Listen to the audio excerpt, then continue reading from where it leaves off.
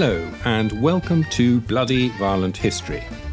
My name is Tom Ashton, and with my old friend James Jackson, we're going to talk about moments from history that tell us who we are, how we got here, and perhaps where we're heading.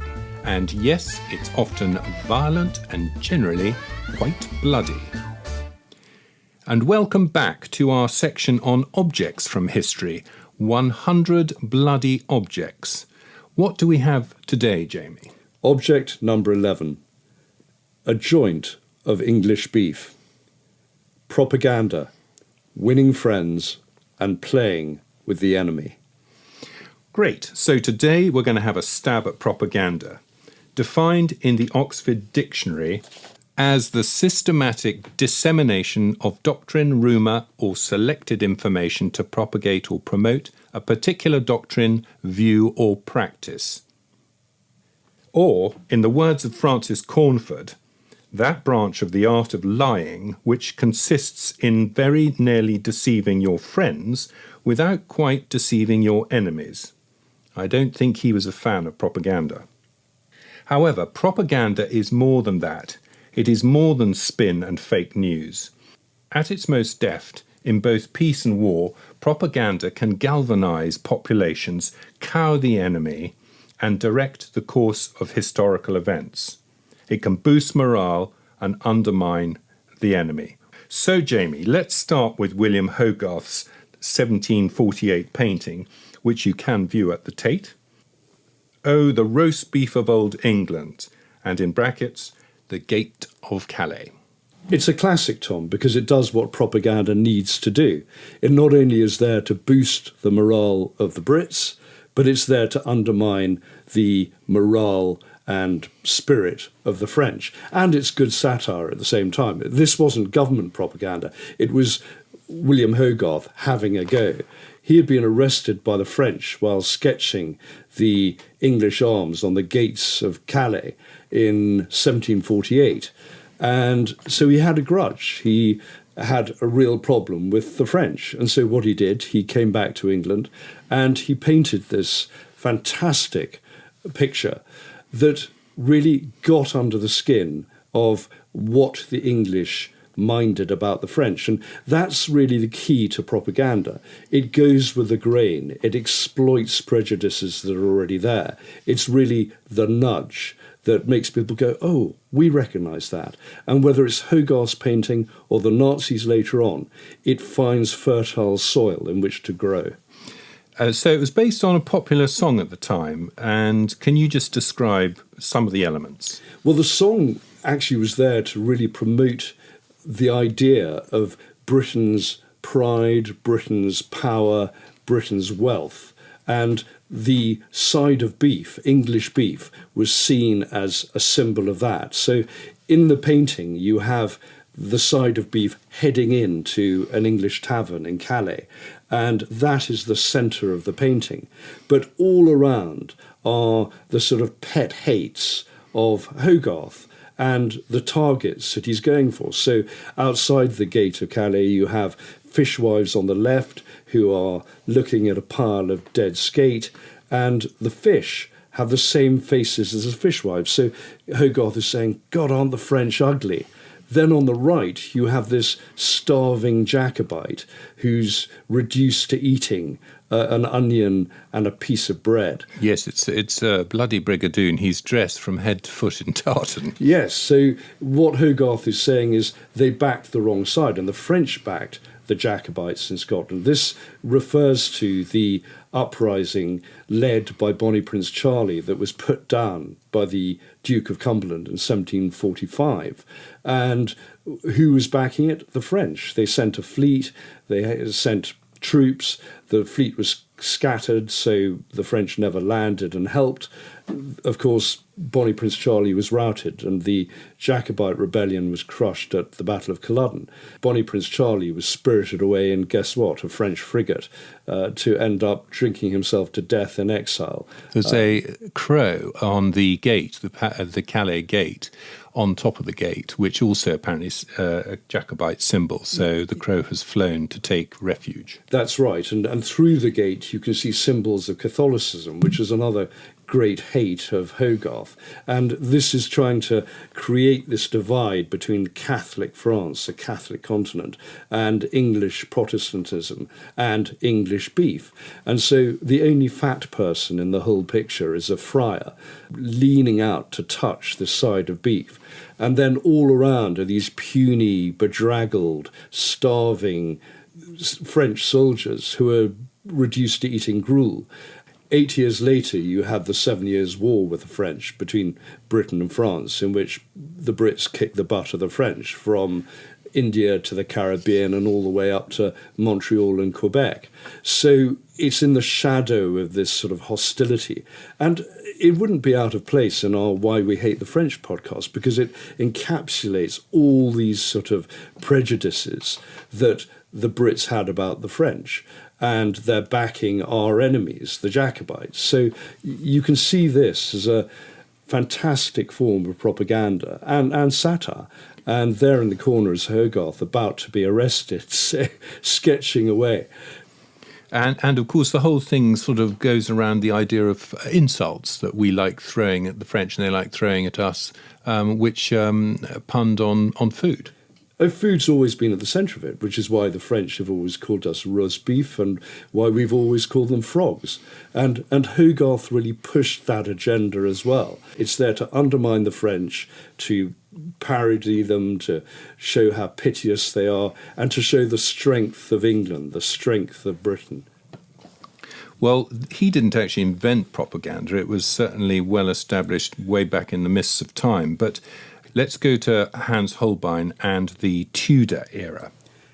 Yes, Holbein captured the art of propaganda, of promoting power and influential characters very well. There's a lot of symbolism in his painting. When he paints Henry VIII, there is that standard picture of Henry VIII that didn't change throughout his life. Whether Holbein is painting the ambassadors or his famous portraits of Thomas Cromwell and Thomas More that are in the Frick in New York, there's always symbolism. There's always this projection of power. You know, you look at Thomas More, he's got that austere look in his eye. This is a man who had quite a lot of heretics burnt at the stake. They always say, but the portrait doesn't get across his scholarly aspect. And some people have said, oh, well, he's got a slight hunch in his back, so that suggests he was scholarly. But he's wearing the robes of the Duchy of Lancaster, those black robes, and it symbolises power. But the other thing about Holbein is they always say, apart from Henry VIII, most of his subjects had a slightly haunted look in their eye because they all ended up losing their heads. Well, certainly Thomas Cromwell and Thomas More did. Yes, they did, and so many others did as well. But, that was Tudor portraiture, and that was really, apart from pamphleting, how propaganda was pushed out abroad. That was how people saw the monarch. And apart from royal progresses, it was really royal portraiture that created that element of power, that belief in the power of the crown. When Queen Elizabeth I eventually came to the throne, Henry VIII's daughter via Anne Boleyn, she really took it to a new level, didn't she? With the help, I guess, of Walsingham. She needed propaganda. She was in an incredibly vulnerable position. She was a woman. She was considered illegitimate as the bastard daughter, as many saw it, of Anne Boleyn. She didn't have an heir. She was trying to prop up and embed the Protestant faith in England. And she was beset by assassination attempts and by enemies overseas. So she had to create this image of power. She had to create this sense of legitimacy. And portraiture was how a lot of it was done. Yes, there were royal progresses where the public could see her. Yes, she controlled the printing presses. There were 60 in England, basically controlled and licensed by the Privy Council. So she could control the flow of information and stop Catholic tracts coming into this country through the pursuivants and searchers and intelligencers. There was this constant battle to keep Protestantism, the Church of England, in the fore, and her legitimacy was linked to that. It's really clever, actually. I mean, she basically created herself as a living legend. She wedded herself to the nation, to the church, and became sort of indivisible from the fate of the nation. Yes, there were services on Ascension Day every year for 20 years or more that proclaimed her as head of the church, claiming that she was wedded to the church, to her people, to her nation. And this was then expressed in portraits as well. Every Sunday, people had to go to church and they had to say prayers for the Queen. So she created this link between herself and the church and the nation, and it was very powerful, and war helped that later on.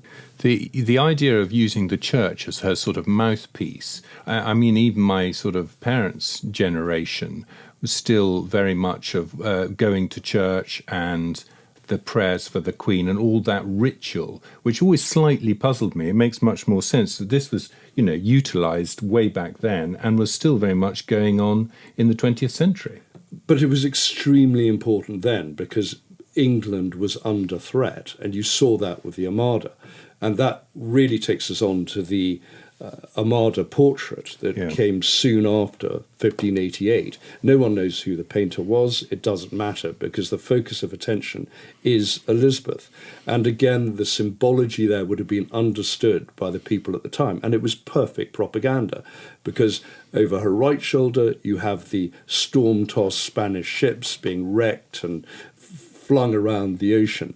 On the left-hand side through the window, you see a calm sea under the sunshine, and there's the English fleet. And Elizabeth is in the middle of that, sitting for her portrait. And there's that sort of Moses idea that she parted the Red Sea. She took her people to safety and liberty and freedom. It gives her that divine connection. Gloriana.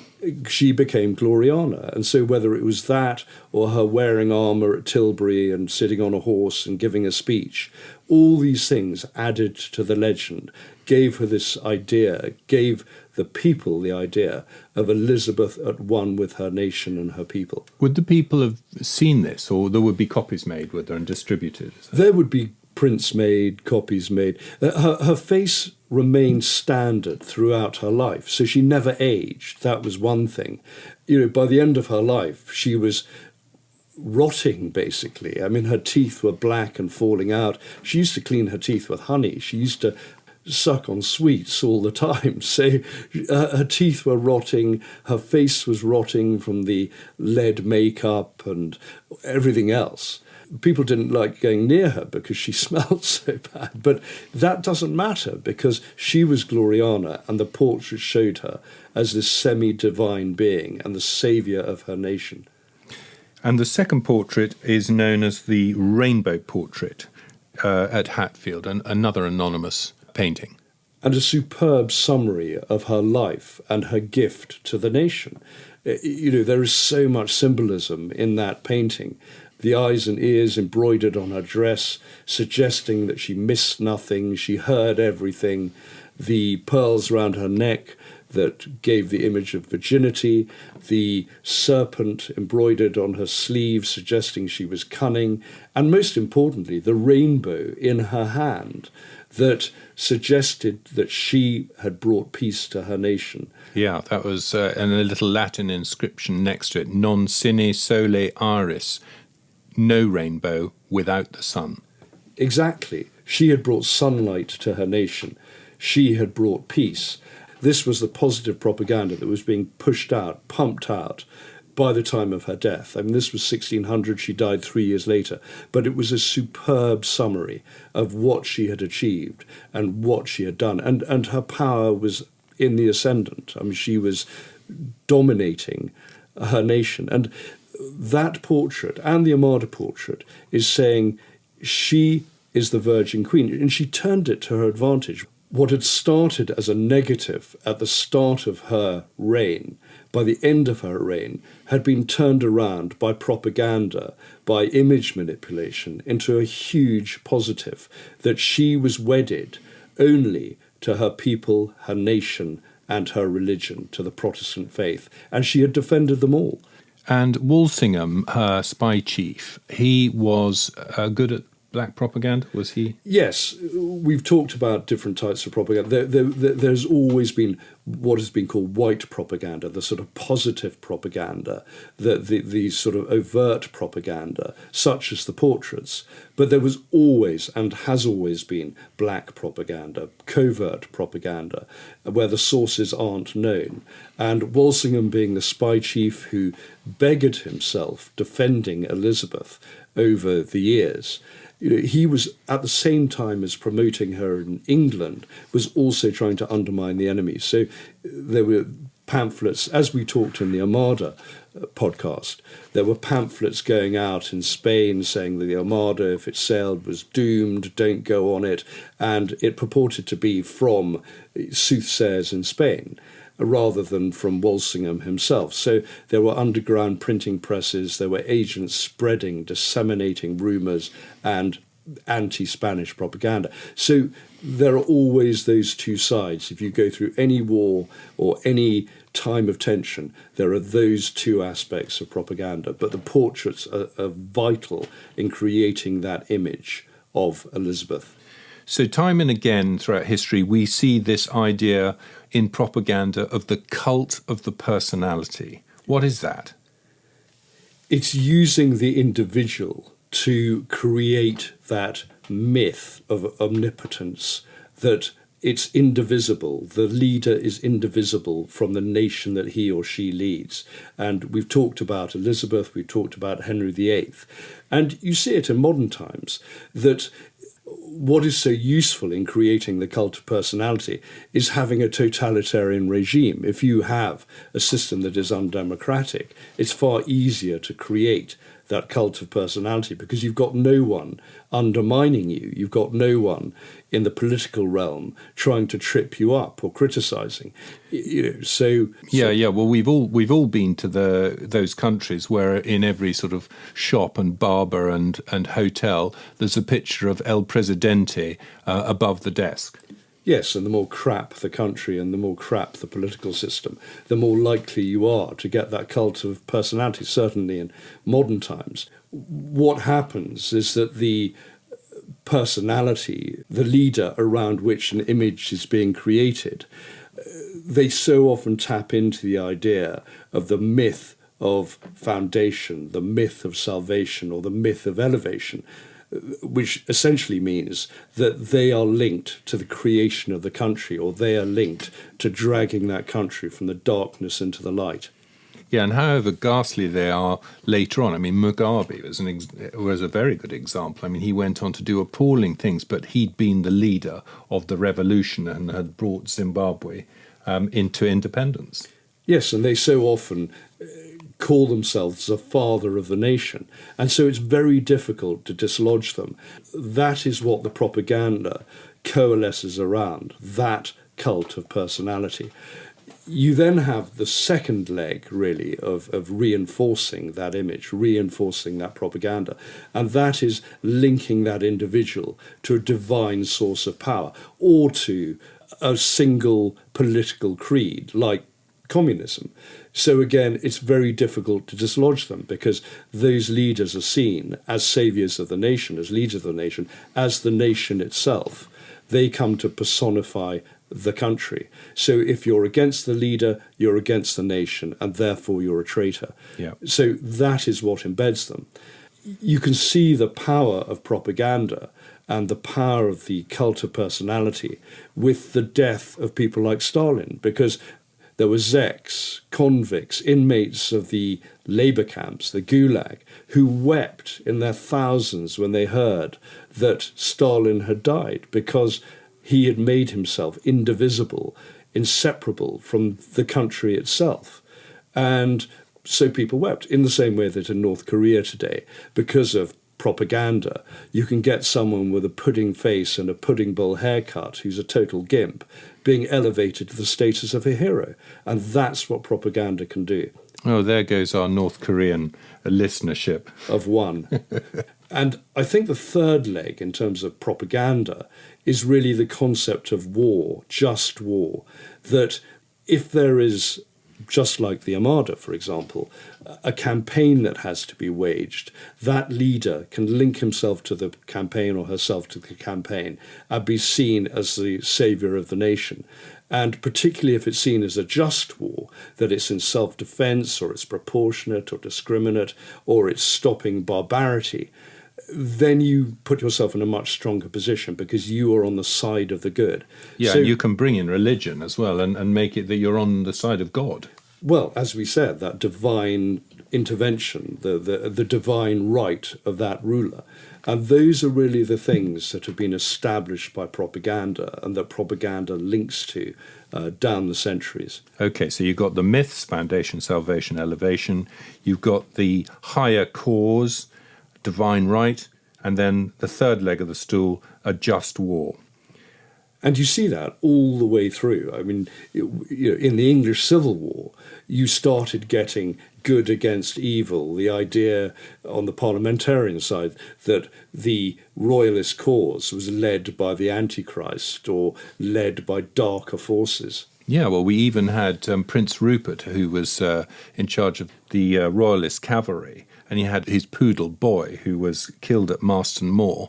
He was described by the parliamentarians as a familiar, basically as a devil dog, as Prince Rupert was in league with the devil. Yes, as a sort of witch's sidekick. Yeah. Maybe he fell off the broomstick at Marston Moor. You could see some pictures of Boy. He's a remarkable-looking poodle. Apart from anything else, both him and Prince Rupert need a damn good haircut. Yes, well, I don't think he was ever going to survive a cavalry charge. I think maybe he enjoyed himself. He wasn't going to come off well out of that one. And you could see that also in the propaganda posters, which I'll put up on the Instagram, on both sides, the way that they described the other side. And it was nearly always about the skewering of children on bayonets and the raping of women and the general terrible behaviour of the other side. And that carries on way into the 20th century and the conflicts that occurred then. It becomes standard practice. You vilify the enemy. You claim that they are morally depraved, that they're backwards, that they're barbarians. This is just human nature. This is how countries and people react and respond. And propaganda feeds on that and plays on it, plays to those prejudices. So propaganda tends to work best when there are aspects of truth in it. Yes, and all you have to do is look at James Gilray's famous cartoon attacking Napoleon. It's so much easier to vilify the enemy when it feeds into beliefs that already exist. There was a strong tradition of cartoons, of course, in English society. So that Gilray cartoon, Little Boney in a Strong Fit, fed into all those prejudices, the idea of the tiny little man with a huge hat throwing his things around. It essentially played into what the English already thought, that Bonaparte was tiny, that he was temperamental, that he was typically Corsican French, that he threw things around, that he was irrational and deeply unpleasant. And like Hogarth, there was that element of satire, that element of piss-taking that, was very strong in the British satirical press. So we come to the 20th century and the First World War, and propaganda takes a step up. Yes, because the pressure was so great, the losses were so huge. So essentially, propaganda had to ratchet up, and you had to demonize the enemy yet more and bolster morale at home. So when you look at the vilification of the Germans, what happened is that the press and the propaganda merchants home in on all the things that support our view of the Germans as barbarians. So you had the death of Edith Cavell, her execution, which was greeted with absolute horror throughout America and Britain. You had the sinking of the Lusitania. You had the German terror and the horror stories that came out of there in Belgium when they invaded Belgium in 1914. So all these things feed into the mix, feed into the propaganda, and it's perfect for the propaganda machine because they just select these things and say, look, we told you all along, this is what we're fighting. It's horrendous, it's total war, and we have to beat these devilish people. Okay, Jamie, so what about this business with the soap? That was always a rumour that circulated. If you go and see musicals like Oh, What a Lovely War, that's one of the things that is mentioned. There was always this rumour that the Germans were such barbarians that they boiled people down and took their fat and put them into soap. And yet it was World War II when that became a reality of a kind. It's always been said that maybe at Belzec death camp, which killed up to 500,000 people during the war, that there was a soap factory there, but as there were only 7 survivors from that camp, no one quite knows. There was a rumour that in Lublin there was a soap plant using humans. But the greatest evidence is probably that there was an experimental plant in Danzig that boiled people down and got fat from them for soap. And there was evidence given at the Nuremberg trials on that subject. So one basically had to wait till the Second World War before those rumours from the Great War actually had any kind of foundation at all. And that was such an appalling idea and story that even Himmler was concerned about that being believed. Yes, because the one thing the Nazis didn't want was for the Holocaust, the story of the Holocaust, to actually gain credibility, to actually gain airtime or press time. And so he tried to shut that rumour down, particularly as the Nazis were trying to peddle the myth with their own propaganda that the Jews at places like Theresienstadt were well looked after, but we'll talk about that later. But certainly in the First World War, because of this total war, because of this total commitment to beating the Germans, you had to not only undermine them, but you had to improve your own morale at home. Yes, so they had the famous letter from the Little Mother. Yes, and no one quite knows about that mystery, who it came from, whether it was a government-instigated letter or whether it was a sub-editor or editor of the Times who wrote it.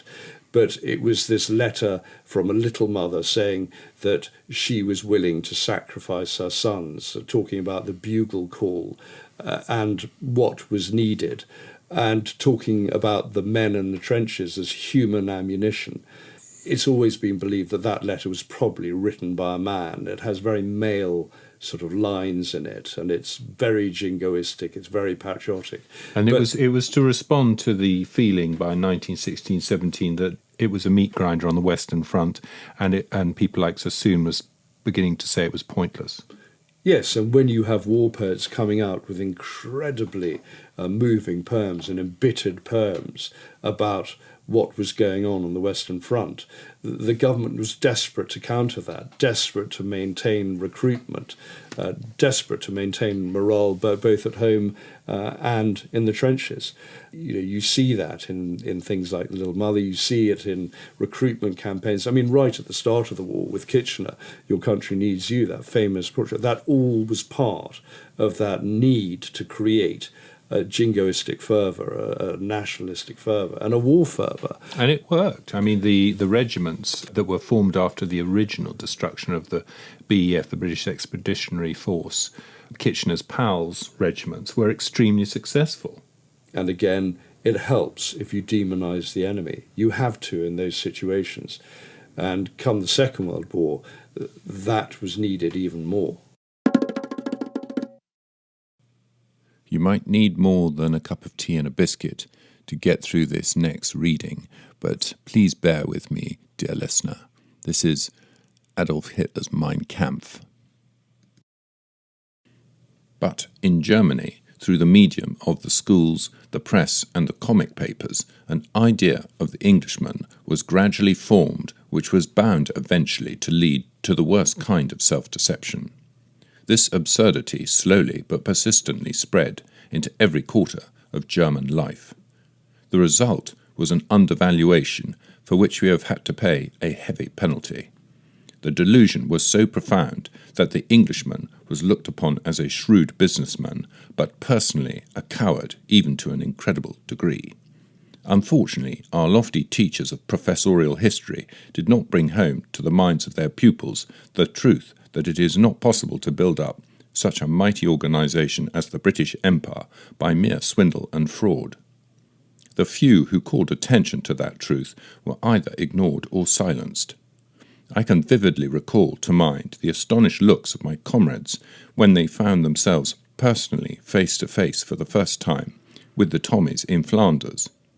After a few days of fighting, the consciousness slowly dawned on our soldiers that those Scotsmen were not like the ones we had seen described and caricatured in the comic papers and mentioned in the communiques.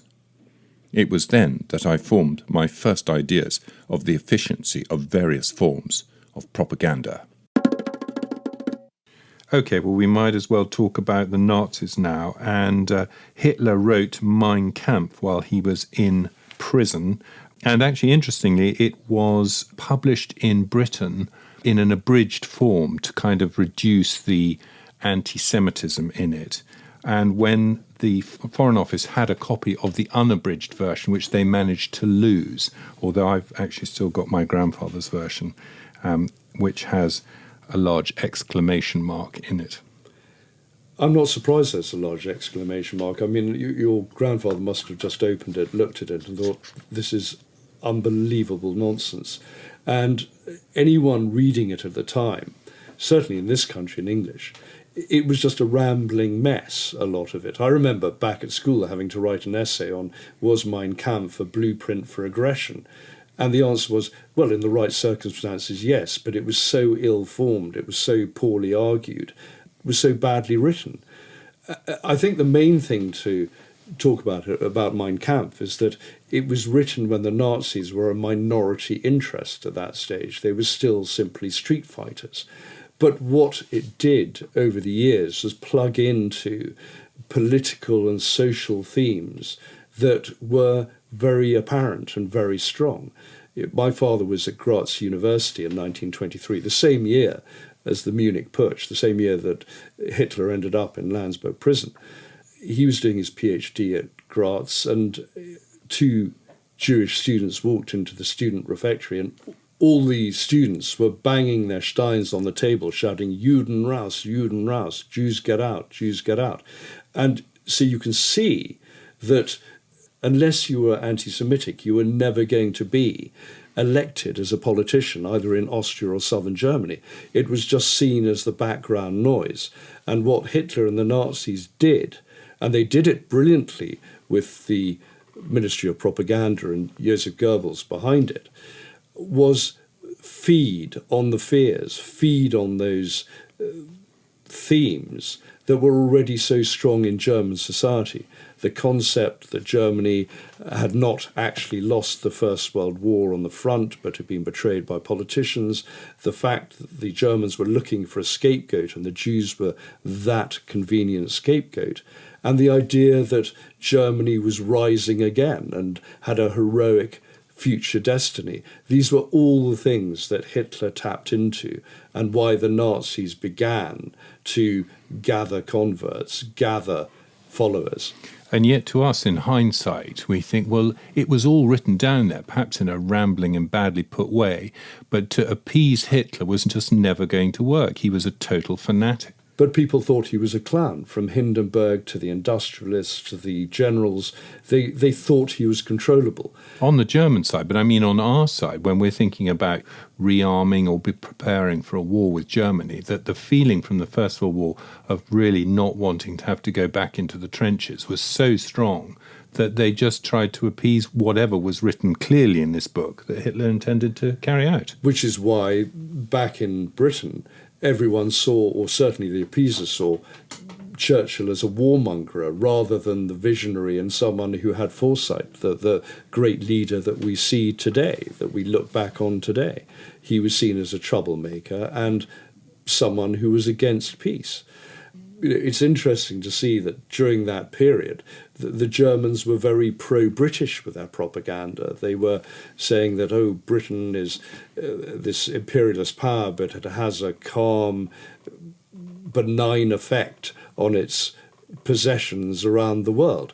Come the start of the Second World War, that all changes, and the Nazi propaganda machine kicks in with how can the British accuse us of anti-Semitism and racism and unpleasantness when they're doing terrible things in India. They're putting down independence movements all around the world. So you can see this double-edged sword. You can see this campaign that is going on. And throughout the 30s, the Germans, yes, on one side, Goebbels and his propaganda ministry, also known as the Ministry of Public Enlightenment, I might add, was pushing this heroic German thing, this rising of the new Germany. The triumph of will. The triumph of the will, the Berlin Olympics of 36, with their trumpet call at the beginning and the Madar gymnastic girls going out with their hoops and their clubs. This was seen as the triumph of Aryan Germany. Which had a slight dent knocked out of it by Jesse Owens, Yes. the American athlete who won the gold medal. Yes, it was cripplingly embarrassing to the Nazi hierarchs. But I should say he won 4 gold medals. yes, but what you see all the way along, apart from this triumphalist approach of Nazi propaganda, there's also what it's doing is preparing the way for the darker arts, for the anti-Semitism, and for the rearmament of Germany at the same time. And so you start getting the Nuremberg laws in 1935 that started the legitimate, in terms of what the Nazis believed, the legitimate persecution of the Jews. You got horrendous anti-Semitic posters being put up on, how the racial purity of Germany was being defiled by Jews. You had children's books such as The Poisonous Mushroom coming out, teaching children to look not just for poisonous mushrooms, but also the poisonous individuals, the Jews in the midst of Germany. And so that propaganda was poisoning the minds of children upwards throughout the 30s. And those children, in the mid-30s, would be the young soldiers in the mid-40s. Yes. So, they were completely brainwashed by then. And you can see why the Volkssturm and the Hitler Youth, by the time, the end of the Second World War, were the ones who were fighting so fanatically, because they were the ones who were so utterly brainwashed leading up to the Second World War. I knew Germans from that generation. They loved being in the Hitler Youth because it was maypoles and it was marching and it was scouting and it was the woods and, the concept of strength through joy and fitness and being outside, all these positive messages, but underneath. The hideous dark underneath. Yes, and that's what propaganda allows you to do. We talked about the cult of personality. It allowed Hitler to establish himself as Germany. And so by the end of the war, of course, it allowed him to create this idea that he was Germany, and if he died, Germany would die. Germany would go to this fiery Valhalla just as he was going to that destination. Here are the Reichsender Hamburg, Station Bremen, and Station DXB. The diplomatic correspondent of the Italian newspaper Tribuna writes that England and France are spreading false and misleading rumors about alleged intentions of Germany in the Balkans to create trouble and panic in that area, which has so far been kept out of the war.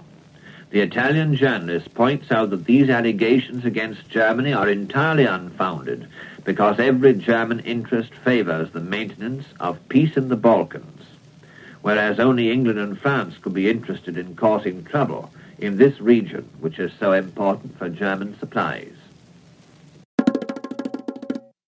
So what about Lord Haw Haw?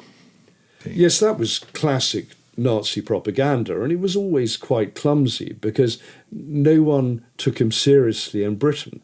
This is the thing about propaganda, as we said right at the beginning. It has to go with the grain. It has to find fertile territory in which to sort of plant itself. And the Brits being pretty sceptical and laughing at things, they were never going to take it that seriously. They listened to it quite often for information about bombing campaigns and things like that. But they never listened to it in terms of this is actually what is going on. They didn't believe it. They didn't believe it. And it was parodied in such things as Lord Haw Haw, and the Americans parodied it as well.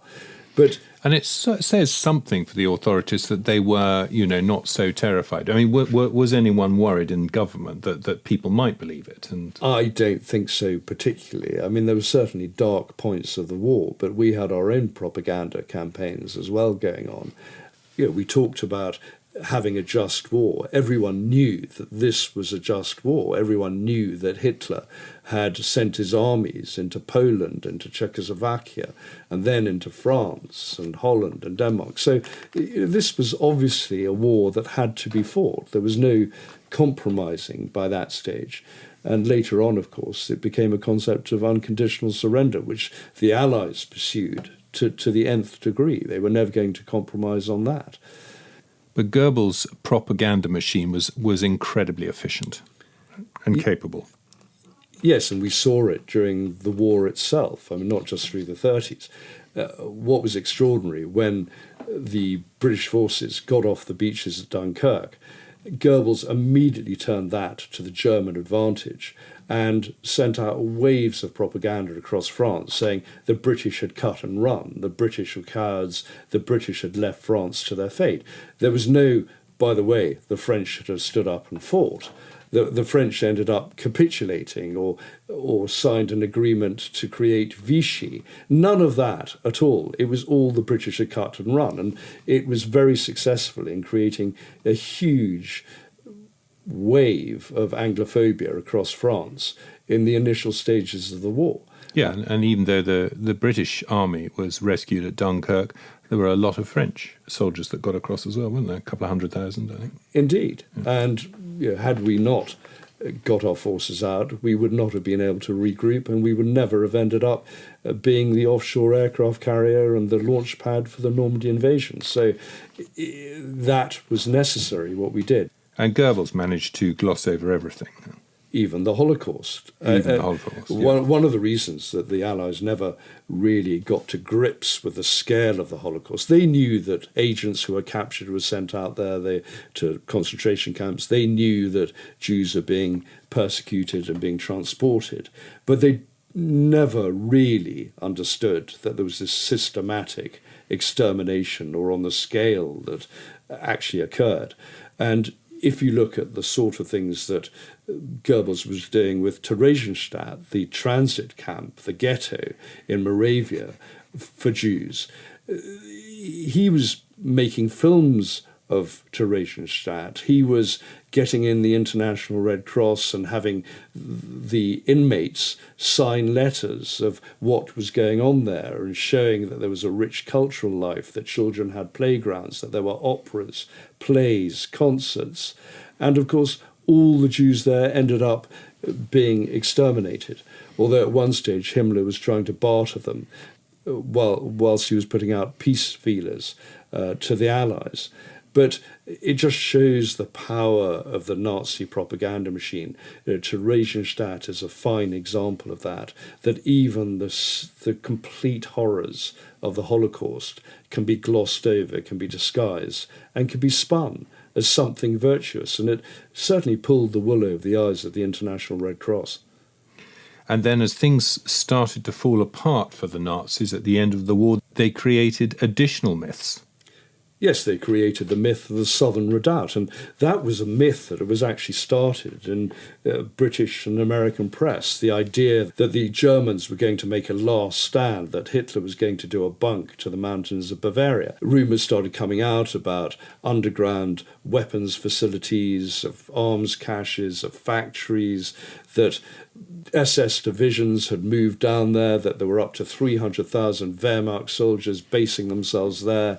It was known by the OSS, the Office of Strategic Services, that there was a werewolf underground movement being established there. But the OSS knew that it would take 2 years to build fortifications there, because that's how long it took the Swiss to build their fortifications. And yet, the US General Bradley swerved in that direction to go and sort it out. It completely screwed the entire Allied push across the Rhine and into Germany. It just slowed them down. Yeah. And people like William Casey, who became director of the CIA later on and was head of OSS secret intelligence in Europe, always claimed that had we maintained our push, we would have got to Berlin before Zhukov got there.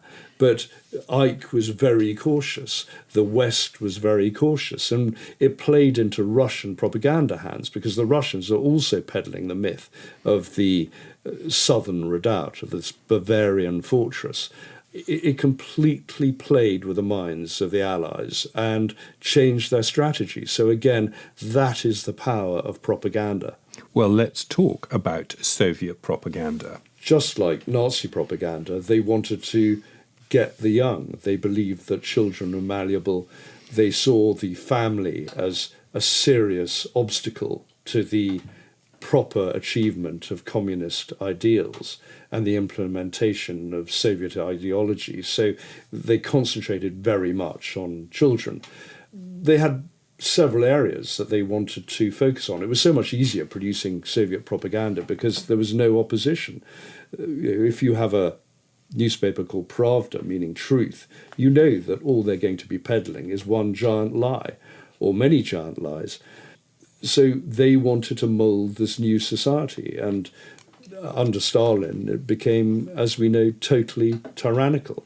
They wanted to create the new man, the heroic man, and you saw the propaganda, you saw the statues, the buildings had that Soviet style to them. This was the future.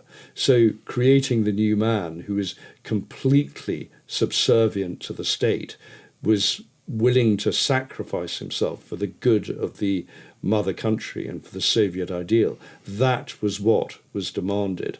And any deviation from that, any discrepancy from the message that was peddled by the Soviet hierarchy, that was punishable by death or being sent to the Gulag. There was no deviation from ideological purity as far as the Soviets were concerned. In fact, they almost had a better grip on it than the Nazis. Yes, and one of the things that Stalin did, he was not shy of killing everyone around him. One thing Hitler did was keep everyone around him, certainly his old comrades. Sort of in competition with each other. Yes, he quite enjoyed that. And he certainly didn't execute his nearest and dearest, which is Stalin made a habit of it because he never trusted them. Hitler always knew that he was never going to be overthrown by any of his sidekicks, although later on there were the beginnings of doubt and the beginnings of rivalry that might have pushed him aside, certainly in the Berlin days of the war. And of course, being the Soviets, they featured heavily on the idea of class war. Rubbing out the bourgeoisie was key to it, and again, propaganda was key to that. Everyone was seen as a potential class traitor, so you had to be totally committed to the proletariat ideal. So there's a famous cartoon of Lenin sweeping class enemies off the globe with a broom, and they were sort of industrialists and aristocrats and the bourgeoisie and wealthy kulaks, the peasants that were stopping his reform.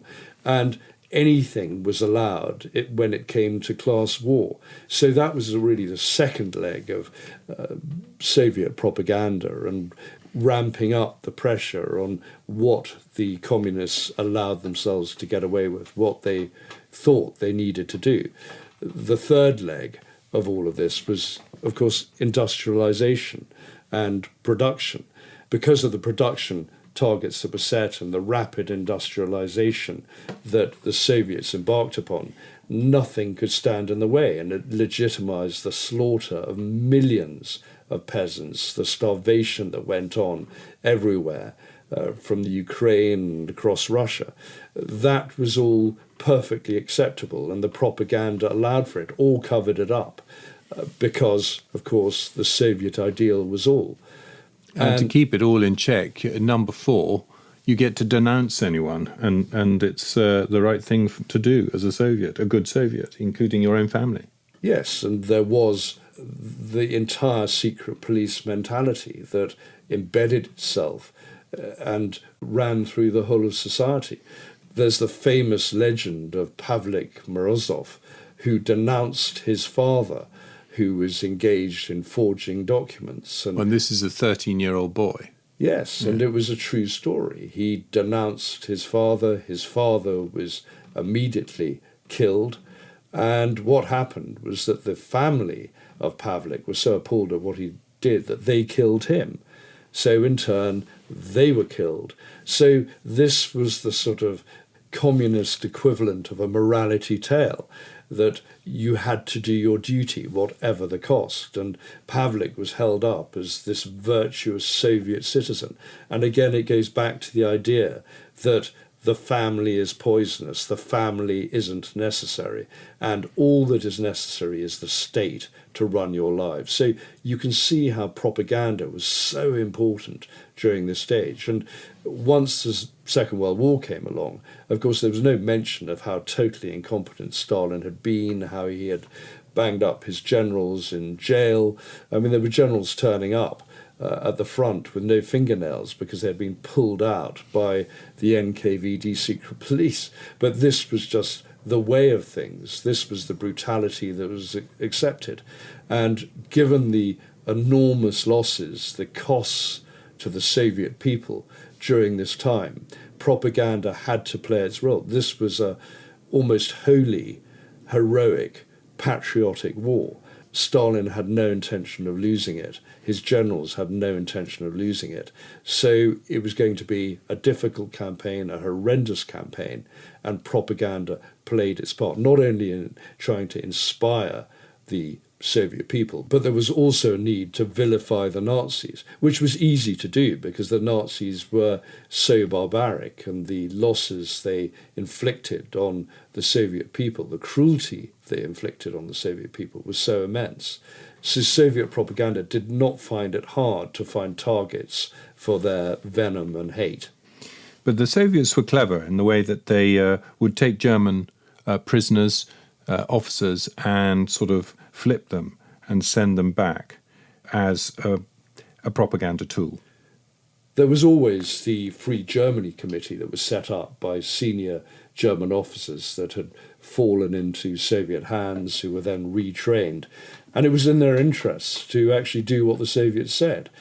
We all know how few people came back from the Gulag after the fall of Stalingrad and the surrender of the Sixth Army. So if you wanted to survive, you might as well play ball with the Soviets. So you got senior officers like General Walter von Seydlitz, who were completely co-opted by the Soviets, helped set up this committee, broadcast on Radio Moscow, was sending people back into Germany, back into German lines, and spreading dissent among the German army. It's no coincidence that the Central Command of the German army were instigators, produced a lot of the key figures in the July 2044 plot against Hitler. By the time you get to 44, when Minsk was surrounded by the Soviet army, you had General Müller, the commander, telling 300,000 German troops that Hitler was the main cause of this problem, had to be brought down, and that they should surrender to the Soviets. So you had widespread mutiny, widespread aversion to what the Nazis were doing by that stage. Therefore, Seydlitz and his cohorts thought, and his Soviet masters thought, that it would be fertile territory. But again, as we've said all the way through, for propaganda to succeed, it has to go with the grain. It has to appeal to what people actually think and the sensibilities they hold. And the problem is that given the barbarity and the horrors of the Eastern Front, most Germans wanted to surrender to the Western Allies and not to the Soviets, because they knew the war was coming their way if they surrendered to the Soviets. So that propaganda actually failed. It never really worked.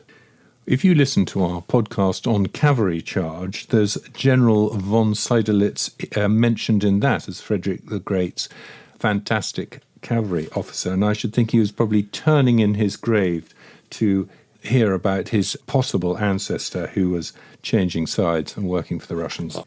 Okay, let's round off our Soviet propaganda with your trip to Russia in the 80s, Jamie. Just to show that propaganda doesn't always work, I remember I was a teenager and was in Russia briefly for a trip, and the in-tourist guide, who was plainly reporting back to the KGB, rather pompously pronounced, "In the Soviet Union we have free education, free health," and I shouted out, "What about free speech?" And she responded with, "If anyone interrupts while I'm talking, they will get off the bus and walk."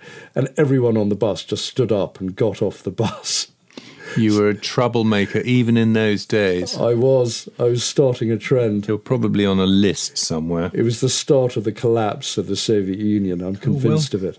Well done. But it just shows that, if there's ridicule, if there's humour, if there's scepticism, propaganda can be undermined. Yeah. Well, the Allies, of course, had their own versions of propaganda going on all over the place, and some were very effective. Incredibly effective, and even Goebbels himself admired the Allied effort in that department. He was the past master, so it was praise indeed from him. And propaganda, certainly black propaganda, the wartime propaganda that was there to undermine the Germans, was run by the PWE, the Political Warfare Executive at Woburn Abbey. It was extraordinarily effective. I mean, one of the things they did, apart from leafleting and producing a daily newspaper for German troops that was dropped by bombers going over on the milk run, was Radio Calais, which was aimed at German forces in France and in other places in Western Europe. It had a brilliant message because it said, look, if you're competent, if you're proficient and professional, you will be sent to the Eastern Front. You will end up fighting the Soviets. So don't be competent. Don't raise your head above the parapet. Don't be too professional or proficient. And you'll stay put. And so it subtly... In a nice, cushy posting. Indeed. So they subtly undermined the sort of German morale. And it was very popular. And Goebbels actually commented about this, the worry that German troops were listening to Radio Calais, and it was very close to the bandwidth of German radio broadcasting from Munich. So it was highly effective.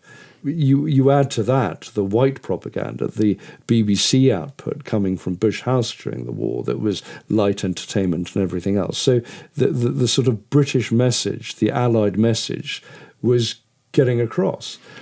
And yet it was not illegal in Britain to listen to Lord Haw Haw, but in Germany there were severe penalties if you were caught. There were, but it didn't stop people tuning in. There was another radio station that PWE set up, and this was supposed to be from a group of electrical engineers, and it was essentially a sabotage radio station, and it was pumping out every evening ideas, concepts, techniques on how to sabotage production works throughout the fatherland. No one quite knows how effective it was, but it was hand in hand with other ways, with leaflets, with information on how to sabotage things, how to put sand into grease. SOE, of course, was spreading throughout occupied France, for example, various techniques on destroying boilers, on destroying mechanics, and putting sand in grease was a very good way of doing that. And wasn't Monsieur Peugeot persuaded to sabotage his plant? He was, and again that was through subtle contact from SOE, and I suppose... What was he building? Oh, his plants were helping to build German tank turrets and chassis and things like that, because it was a vehicle manufacturing facility. So he complied and actually did his bit for the Allied cause. The Michelin family did not, and so their tyre plants were bombed. So again, there was subtle propaganda going on there, that if you comply, you'll be on the winning side. If you don't, you and your family are probably going to get a large number of Allied bombs landing on your plants. So the British government were all at it in all different departments. It was a very sophisticated operation. And highly integrated. You had the political warfare executive based in Churchill's underground facility at Storey's Gate. You had the Theatre Intelligence Organisation based in Oxford Circus, and that organisation collated data on politics, on economics, on every aspect of German life. And then you had the Inter-Service Topographical Organisation with maps. You had all these organisations. You had the Office of Strategic Services, the American intelligence organization based at 70 Grosvenor Street, and they had an enemy objectives unit coming up with where the best targets would be, and all these fed back to the political warfare executive. And they had thriller writers involved coming up with various schemes. It was very integrated. They had prisoners of war, they had exiles from Germany, all feeding into this incredible propaganda effort. And it was highly successful. Yeah, so that was the Second World War. All sides were at it, some to a greater success than others. And then we went on to the post-war era and the propaganda of the Cold War. So it never ceases. There's always this underlying, ongoing campaign. And sometimes it's overt, sometimes it's covert, but it's always there. And today, where are we today?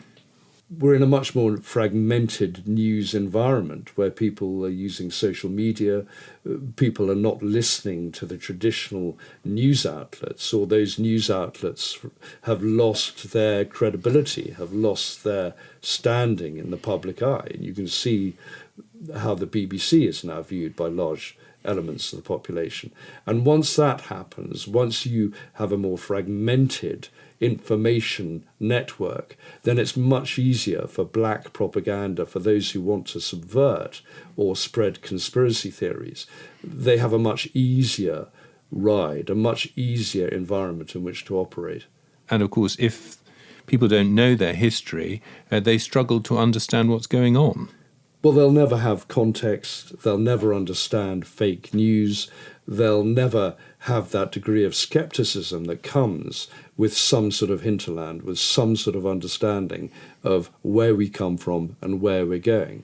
And someone played to me the other day, some nutter talking on the internet, who was claiming that his father worked for MI6 but was actually employed by the CIA, that his mother worked for MI5 but was actually employed by America's National Security Agency. And this guy had tens of thousands of followers, and you're going, who believes this? I mean, in the first 20 seconds, you know that it's bullshit. But there are still people out there who believe it. And it's because no one has the knowledge base. No one has the breadth of vision or understanding. And I suppose, Tom, at the end of the day, that's what we're here to provide. Hopefully. Yeah, I still think Wikipedia are a rather wonderful organisation and are not like some of the other social media outlets. And of course, they don't really have any sort of money angle to them. So perhaps that's one reason that they do a better job of providing information than some of the other social media outlets. And they're not there to peddle falsehood. I mean, there might be inaccuracies, but they don't have a mission to skew the truth. But unfortunately, in the modern age, no one knows where that truth lies. No one knows what to believe and what not to believe. Excellent. Another bloody object to feast on. And now it's lunch and time for a generous helping of the roast beef of Old England. Thank you, Jamie. Thanks, Tom, and it's another symbol of our power and wealth. And that was pure propaganda because we're having Welsh lamb. Thanks, Tom. Bye. So it goes. My name is Tom Ashton. His name is James Jackson. I will put images relating to this podcast on our website, bloodyviolenthistory.com, and on our Instagram feed. Please subscribe to BVH on the app you use. It really helps others to hear about us if you leave us a review. Thank you and good luck.